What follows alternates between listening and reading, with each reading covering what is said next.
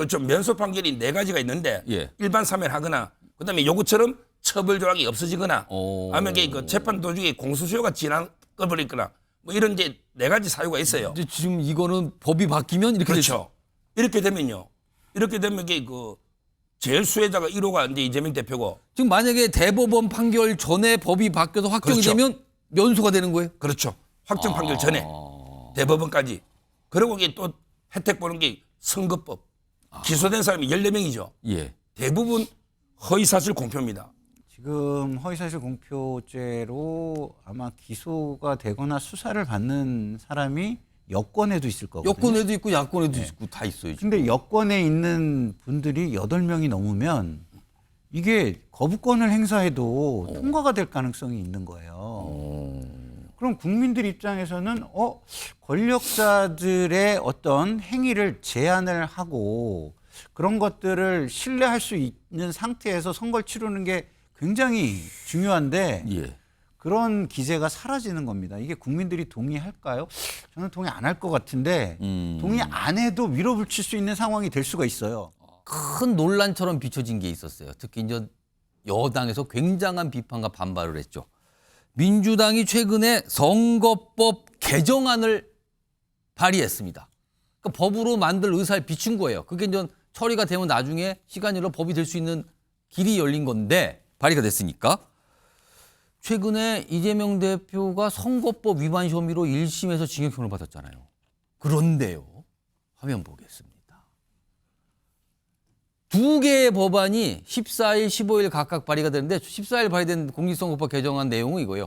허위사실 공표죄를 아예 없애버리는 거예요. 이 법에서. 근데 이재명 대표가 저 건으로 이번에 유죄가 나온 거 아닙니까? 허위사실 공표죄를 없애요. 그리고요. 15일에 발의된 법안은 당선 무효형, 선거법에서 당선 무효형은 100만 원 이상이면 당선 무효가 되는 거예요. 근데 이거를 액수를 높여서 1000만 원으로 높입니다.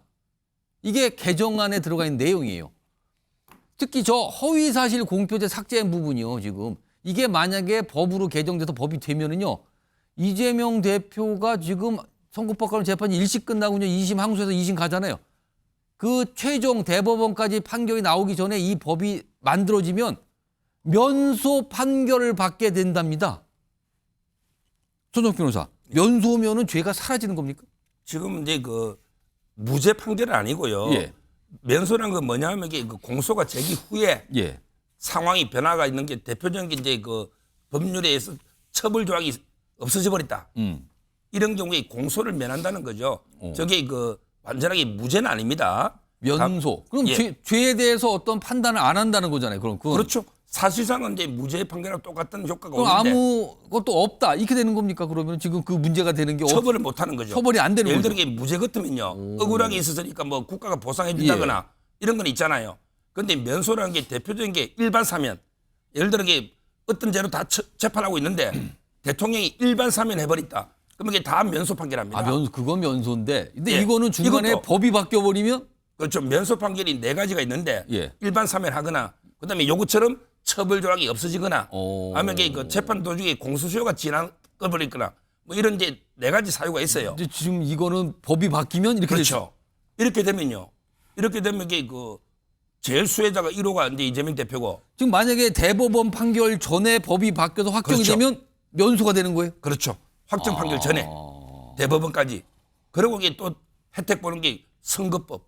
기소된 사람이 14명이죠. 예. 대부분 허위사실 공표입니다. 근데 1000만 원까지 안 갈 가능성이 아예 허위사실 공표가 없어지잖아요. 그러네. 그 내용이 그게 삭제가 1000만 원은 되면 그 다음이고. 그건 다음 문제고. 아니 이게 국회고 이게 나라입니까? 차라리 뇌물죄도 없애고요. 횡령배임죄도 없애고요. 뭐 살인죄도 없애더니 뭐 법 다 없애버리면 되겠네. 그러면 이게 처벌 안 당할 거 아니에요. 그러면 이게 국회의원들이 선거할 때 마음대로 허위사실 가짜뉴스 공표하면 유권자들에게 뭘 믿고 판단하죠? 이거 아니 아무리 국회가 돼도 너무한 거 아닙니까? 김상희 평론가 이거 네. 어떻게 보세요? 이거는 굉장히 걱정스러운 저도 부분이에요. 왜냐하면 지금 허위사실 공표죄로 아마 기소가 되거나 수사를 받는 사람이 여권에도 있을 거거든요. 여권에도 있고 야권에도 있고 다 있어요. 지금. 근데 여권에 있는 분들이 8명이 넘으면 이게 거부권을 행사해도 통과가 될 가능성이 있는 거예요. 그럼 국민들 입장에서는 권력자들의 어떤 행위를 제한을 하고 그런 것들을 신뢰할 수 있는 상태에서 선거를 치르는 게 굉장히 중요한데 예. 그런 기제가 사라지는 겁니다. 이게 국민들이 동의할까요? 저는 동의 안 할 것 같은데 동의 안 해도 밀어붙일 수 있는 상황이 될 수가 있어요. 아. 그렇지 않습니까? 왜? 그러니까 이거는 만약에 법을 국회를 통과해도 아마 정부에서 거부권 행사, 윤석열 대통령이 거부권 행사할 것 거부권 행사 같은데 하겠죠. 다시 재표가 또 비춰지면. 그렇죠. 아. 그러면 여권에도 지금 이런 상황에 처해 있는 정치인들이 있다면 전 몇 명인지는 모르겠지만 있는 걸로 알고 있습니다. 숫자는 제가 카운팅을 못 해봤는데 그분들 같은 경우는 당연히 자기 이익이 먼저인데 이거 당연히 찬성을 하지 않겠습니까? 아, 이럴 또 이 문제가 좀 네, 발생하고. 그렇게 되면 이거는 정말 정치권은 국민적인 신뢰를 완전히 잃어버리고 그럴 것 같고 물론 뭐 힘 있는 자들끼리 국민을 뭉개고 가겠지만 역사적으로 이거는 있어서는 안 될 일인데 될지도 모른다는 불안감이 들어서 매우 걱정이 됩니다. 이게 그러니까 법으로 진짜 만들어질 여지는 이건 또 다른 문제지만 일단 이런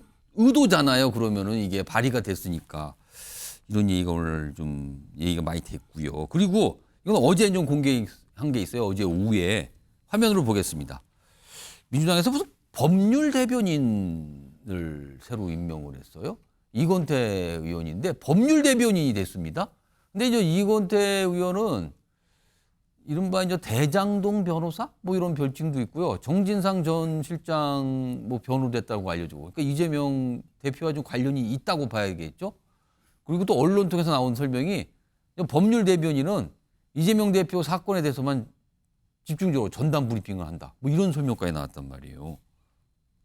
이거 제가 두 분께 한 1분씩만 딱 드리니까 의견 주세요. 먼저 김상희 평론가. 네. 이렇게 되면 민주당이 이재명 대표의 사법 리스크를 아예 그냥 다 지고 전면에 나서는 이런 상황인 겁니까, 이거는? 그렇죠. 네. 그래서 법률 대변인이 왜 필요한지 저는 개인적으로 모르겠어요. 뭔가 좀 사실은 사건에서 잘 설명하겠다 이건가요? 그건 아니면 무슨 변호인단이 설명할 수도 있죠. 그러네요. 네? 당 차원에서 지금 하겠다는 그렇죠. 건가요, 그러면은? 그러니까 이것을 당의 공식적인 의제로 해서 당이 전체로 그 의제에 입장을 표명하고 이런 식으로 하겠다는 건데 그러면은 책임도 다 같이 져야 되는 거예요, 사실은. 당의 공식 입장으로 그렇게 했으면 여기에 동조한 현재 국회의원들도 그거와 상반된 결과가 나왔을 때 다 책임지고 물러나든가 아니면 뭘 하든가 뭔가 자기 책임을 어느 정도는 져야 되는 저는 상황이라고 보는데 그런 거는 전혀 생각하지 않고서 하고 있는 것 같아서 지금 이게 뭐 국회의원들이 이게 무슨 의미인지나 한 번쯤 고민은 하고 있는 건가 이런 생각이 좀 듭니다. 소정 변호사. 이거는 이제 그 민주당이 예. 완전히 그 이재명 대표 1인 방탄 정당으로 거듭난 이거 자인하는 겁니다. 예를 들어 이제 그 이재명 대표의 개인적인 사법 리스크잖아요. 예. 이걸 이렇게 국민의 대표인 배지를 단 국회의원이 이걸 이렇게 방탄하기 위해서 당의 대변인을 둔다는 거 아닙니까? 저는 어떻게 개인 범죄 혐의에 대해서 당이 대변한다는 건지 도저히 납득이 안 되고요. 예. 아마 이게 이렇게 가다 보면 변호사비까지 우리가 좀 대주자 이렇게 나올지도 몰라요. 그래서 미리 경고하는 거예요. 그거는 이제 그 피고인은 이재명입니다. 민주당이 피고인이 아니에요. 434억을 반환하더라도 그렇게 법에 따른 부수적 효과지 민주당이 당사자가 아닙니다. 예. 따라서 이제 그 만에 하나 변호사비를 대주면 이거는 이제 그 정치자금법의 기부나 이게 해당될 수 있고 그다음에 그 정당의 자금을요 개인 대표한테 주면 이거 횡령 배임도 될 수 있습니다. 이걸 이게 분명히 알고 이런 걸 앞으로 경고를 하는 거죠, 제가. 근데 알겠습니다. 그거는 좀 예. 약간 좀 과도한 해석이신 것 같아요. 왜냐하면 1심 판결 결과로 민주당이 434억 원을 지금 예. 그 보전을 해 저희 뭐라 해야 되죠? 반환을 해야 되는 그런 위기가 그런 있다는 위기가 거죠. 있어요. 예. 그러면은 정당에 입혀지는 피해잖아요. 예, 예. 그러니까 정당에 입혀지는 피해를 예방 내지는 방어하기 위해서 무언가를 하기는 해야죠. 근데 이제 저는 이렇게 모든 거에 다 하는 것보다는 정당과 관련된 부분에 있어서 법률적 지원이라든가 이런 쪽으로 해서 하는 게 좀 맞지 않은가 이런 생각이 듭니다. 알겠습니다.